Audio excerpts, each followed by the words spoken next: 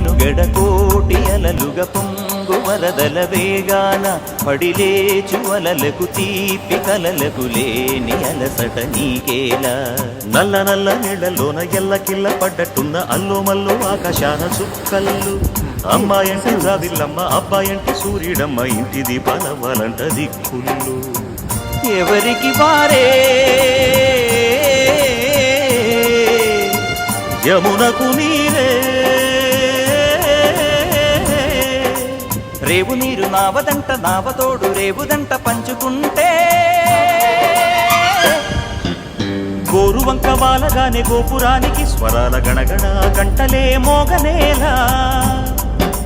గోపబాలుడొచ్చినాక గోకులానికి పెదాల కిలకిలా పువ్వులే పుట్టలేదా